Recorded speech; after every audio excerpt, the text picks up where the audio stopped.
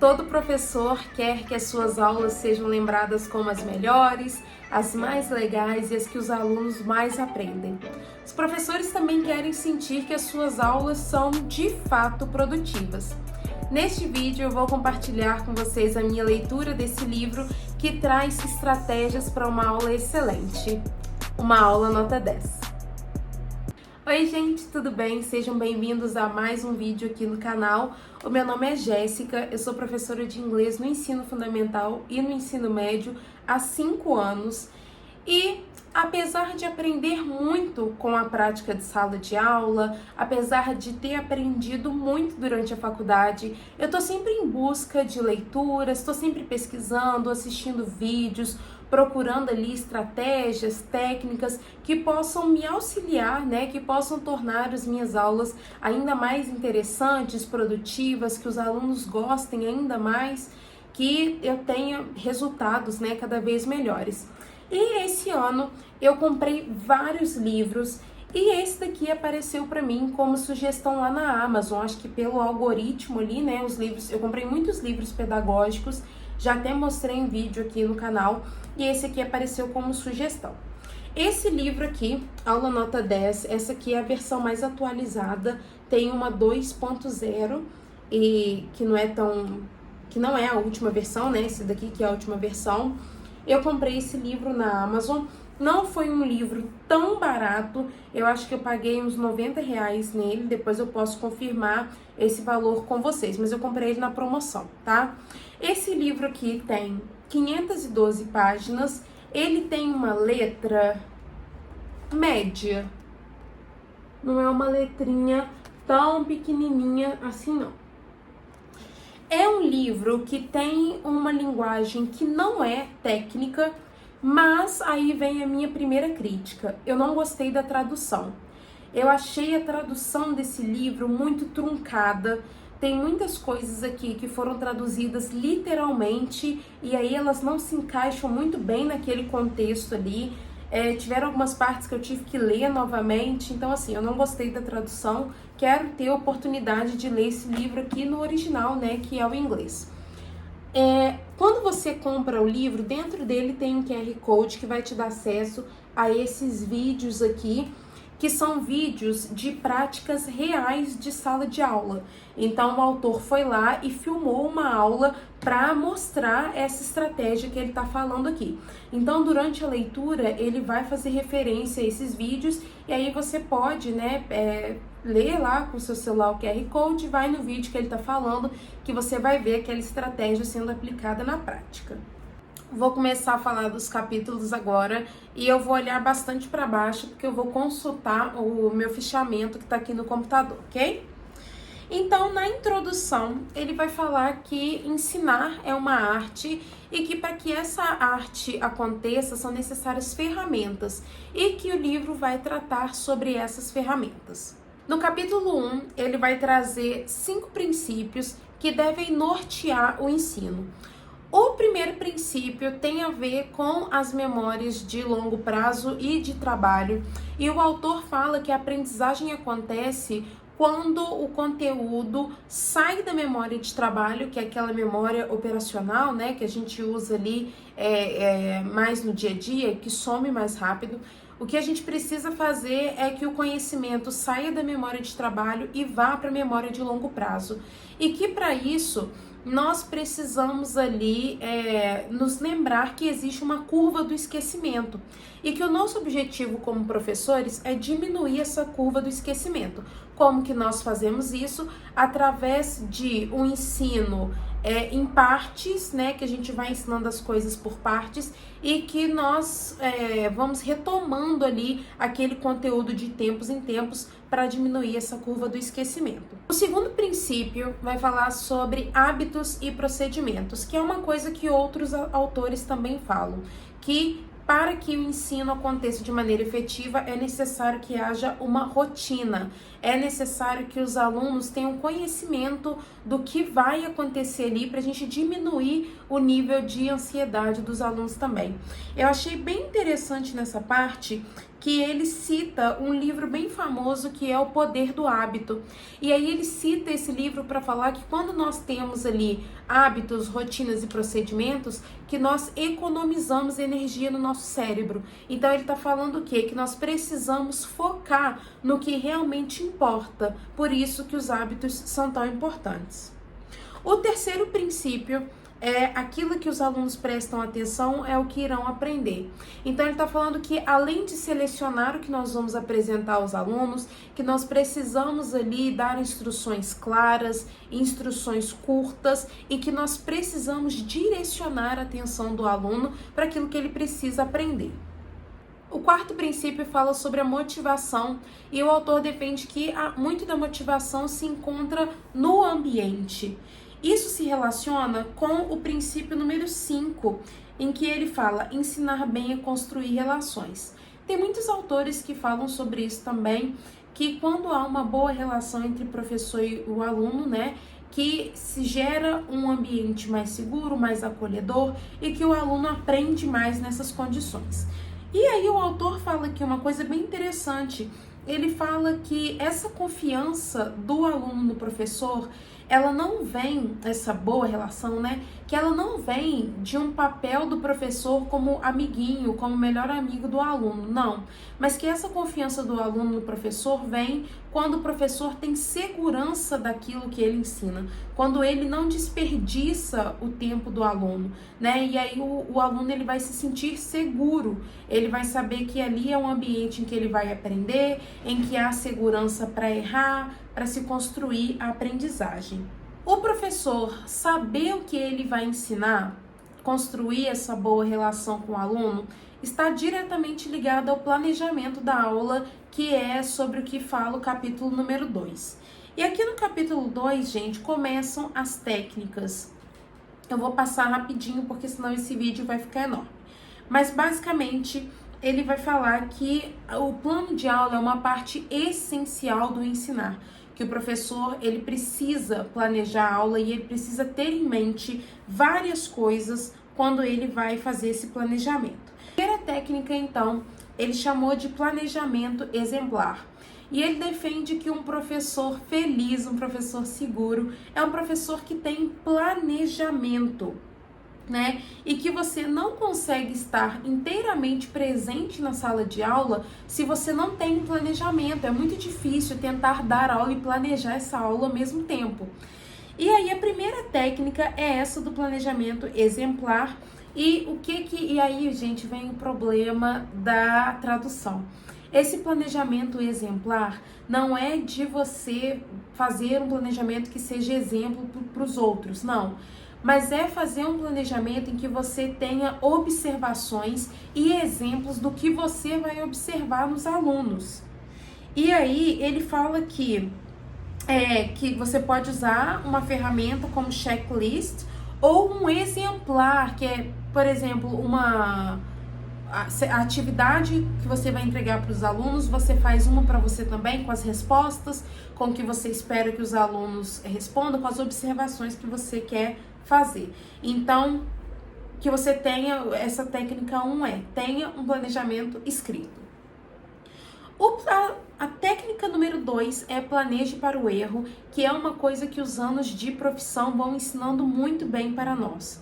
Conforme o tempo vai passando, a gente vai dando aula do mesmo conteúdo, a gente começa a prever os erros que os alunos vão cometer e a gente começa a incluir isso no planejamento. E isso é muito bom. E ele chama atenção aqui para um ponto interessante, que é não só você planejar já pensando nesse erro, mas planejar também como que você vai agir em relação a esse erro. O que você vai fazer a respeito desse erro. A terceira técnica são os movimentos de entrega. E o que é isso? São os meios de participação. Como que os alunos vão participar e como que você vai comunicar isso a eles. Porque você precisa comunicar isso de uma forma clara. E aí, Isso precisa estar dentro do planejamento, tá? Então eu tenho que saber para quem eu estou planejando. Ele tá falando aqui pra gente usar marcadores de tempo, porque senão você vai ficar muito tempo em uma atividade só e a aula não vai andar. E ele falou para você marcar o tempo mesmo. Então, ao invés de você colocar assim 10 minutos para atividade 1, você vai colocar atividade 1 de 7 até 7h10, atividade 2 de 7h15 até 7h20, para você ter uma noção ali de quanto tempo você tem e não se deixar levar, né, não se perder ali dentro do seu planejamento. Isso, gente, não é uma coisa rígida, é só mesmo para você ter um guia. Além disso, ele falou que também é importante ter perguntas como uma carta na manga. O que isso quer dizer? Se os alunos não entenderem as suas perguntas, as suas provocações iniciais, você tem um plano B, você tem outras perguntas ali a recorrer, desculpa. E por último, ele fala para planejar a aula como uma sequência, né? Uma coisa atrás da outra. A quarta técnica se chama planeje em dobro. Volto a falar da tradução. Quando você lê isso, parece que é para você planejar 2 vezes a aula. E é mais ou menos isso. Só que é para você planejar para o aluno e para você. Porque o que o aluno vai fazer é diferente do que você, como professor, vai fazer. E aí você também precisa ter noção do que os alunos vão fazer em cada etapa do percurso. E aí ele dá um exemplo aqui de um chart, T-chart que chama, em que você vai colocar o que os alunos precisam fazer de um lado e o que os professores precisam fazer do outro. Técnica número 5, ele chama de organizadores do conhecimento, que nada mais é que um documento em que você vai anotar ali o que os alunos vão fazer em cada etapa, como que eles vão se engajar em cada etapa. E aí nós passamos para o capítulo 3, que vai falar sobre a verificação da compreensão. Lembrando que o capítulo 2, ele falou sobre o planejamento da aula. Gente, mais uma vez, eu tô falando aqui de uma forma rápida, muito geral. Eu vou deixar o fichamento aqui na descrição e o link do livro também, caso vocês queiram comprar. Vale muito a pena. O capítulo 3, então, ele vai falar da verificação da compreensão e começa com uma frase muito interessante. Nós temos que conhecer a diferença entre eu ensinei e eles aprenderam. A primeira coisa que nós podemos fazer, ele coloca aqui na técnica número 6, que é substituir o autorrelato. Então, ao invés de você perguntar assim, entenderam? Alguém tem alguma dúvida? Ao invés de você fazer essa pergunta, que é uma pergunta extremamente genérica, você pode fazer uma chamada de surpresa. Fulano, o que é tal coisa? Ciclano, o que é aquela outra coisa? Beltrano, quando eu junto isso com isso, o que dá, né? E você verificar a compreensão dos alunos dessa forma. E essa verificação da compreensão, ela também pode ser usada para você ver se os alunos entenderam o que você pediu, tá? Então você acabou de dar uma instrução, ao invés de você falar, se você perguntar, todo mundo entendeu? Você pergunta assim, fulano, o que é para fazer?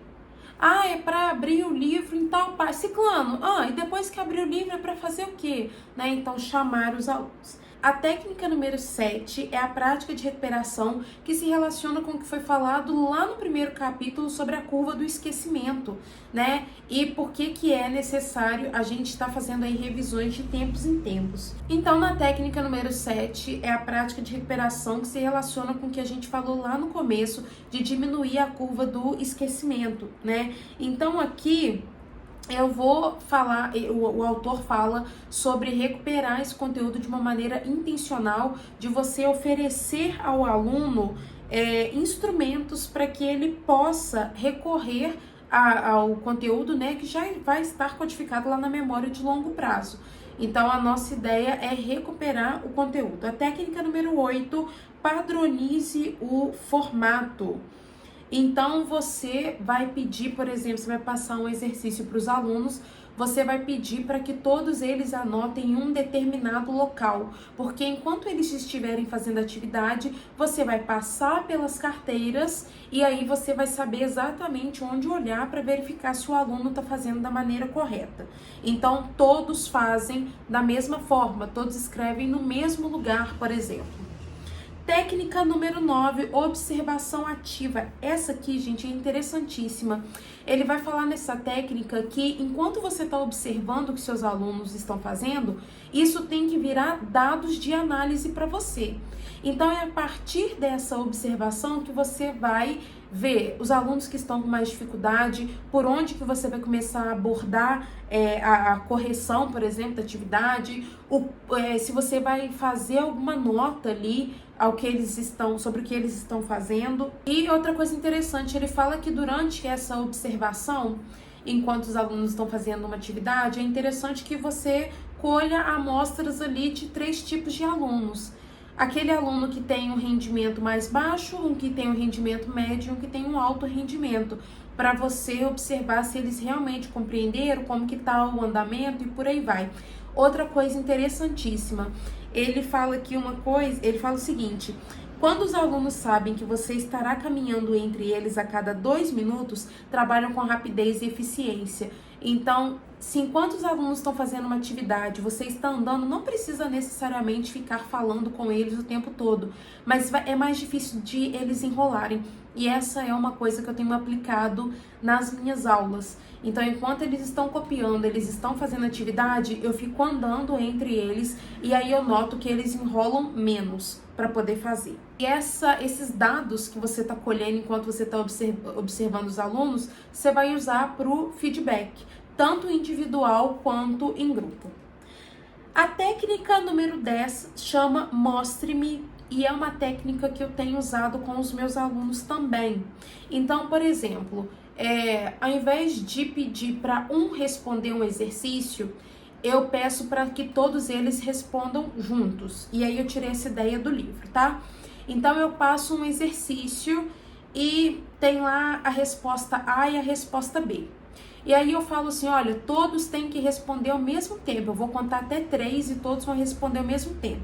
Quem acha que é a resposta letra A vai levantar um dedo. Quem acha que é a resposta B vai levantar 2 dedos. E aí tem que ser simultâneo, né, para eles não ficarem esperando um colega levantar a mão para ele levantar também. E aí, antes de dar a resposta, eu peço um aluno que acha que é a letra A para responder por que ele acha que é a letra A e outro que acha que é a letra B, por que é a letra B.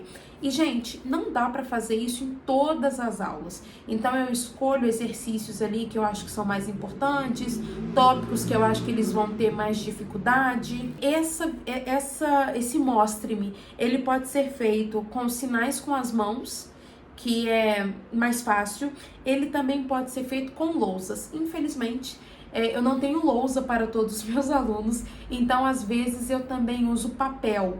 Eu peço, de um lado escreve yes, do outro no. De um lado colore aí, faz um sinal em vermelho, do outro lado azul, né? E aí a gente vai usando. Levanta uma caneta vermelha, levanta uma caneta azul. Você pode ir usando desses artifícios, que aí a gente tira aquele constrangimento também de um aluno só falar a resposta, né? Você tem a sala toda ali participando. A técnica 11 se chama verificação afirmativa, que é uma outra forma também, por exemplo, de corrigir um exercício. Então, ao invés de você corrigir o exercício com eles, você pode passar o gabarito e pedir para que eles mesmos verifiquem. Isso funciona melhor com alunos maiores, tá? E aí, geralmente, quando eu faço isso, eu vou fazendo ali um a um, eu não dou o gabarito de todos os exercícios. Então, exercício número 1, dou o gabarito número 1, dou um tempinho para eles corrigirem e aí eu peço para que eles relatem onde que eles erraram, se eles conseguiram identificar o que eles erraram, tá? Funciona muito bem. A técnica número 12, o autor chamou de cultura do erro. Os alunos acham que errar é uma coisa errada, que não pode acontecer, então muitos se privam de responder em sala com medo de errar, de serem ridicularizados. E o autor fala que é responsabilidade do professor criar um ambiente seguro para que os alunos errem, que eles entendam que o erro faz parte da aprendizagem. Então é uma coisa que eu falo sempre com os meus alunos: o lugar de errar é aqui. Não tem piada, não tem essa coisa de que um sabe mais do que o outro, não, tá tudo bem errar. E eu falo, se você errar, o máximo que vai acontecer é eu te corrigir. Nada mais que isso. E sempre corrijo de uma forma educada, eu sempre exalto ali a tentativa do aluno. O aluno dificilmente ele vai errar tudo, então eu elogio que ele acertou. Às vezes o raciocínio está correto, ele trocou uma coisa pela outra, mas que a sala de aula seja um ambiente seguro para os alunos errarem, tá? E aí ele até fala isso aqui, ó: espere o erro, retenha a resposta, gerencie as pistas e elogie o risco, né? Número 13, técnica número 13, mostre o texto. E não é mostre o texto, não. Mostre o texto. Ele tá falando o seguinte: você estudar o erro. Então, ao invés de você só falar do acerto, você estudar o erro. Então, por exemplo, você passou um exercício e o aluno fez o exercício errado. O que esse livro propõe? Que você, como professor, pegue ali 2 exemplos e que você projete para toda a turma, para que todo mundo identifique o erro e trabalhe no erro juntos. Essa é uma técnica que eu acho que a gente precisa ter muito cuidado para fazer em sala de aula, para não cair naquela coisa do estar expondo o aluno. Então, que você pegue vários trabalhos sem nome de preferência, e selecione 2. Então, sei lá, você pega 10 trabalhos e dali você pega 2 para mostrar esses erros, né? E se aqui ele fala, eu acho que nas salas lá dos Estados Unidos tem um scanner na sala. Eu não tenho scanner na minha sala, então o que dá para eu fazer? Tirar uma foto com o meu celular, mandar para o WhatsApp e abrir lá na televisão. Dá para fazer, tá? Porque eu tenho televisão e eu tenho computador em uma sala. Então eu tiro uma foto, mando pro WhatsApp e abro a foto lá. Mais uma vez, sem nome, sem falar de quem é, não deixe os alunos ficarem tentando descobrir de quem é. O foco é a gente estudar aqui a partir do erro, identificar e consertar isso daqui. A última técnica que eu li até agora é identifique e localize. E aí ele tá falando o seguinte, que se a gente vai investir um tempo estudando os erros, nós temos que ter certeza que os alunos vão tirar o máximo proveito deles, tendo aprendizado e acompanhando. Uma coisa interessante de se fazer também. A gente tá falando aqui muito de estudar o erro, mas a gente também pode estudar a resposta certa.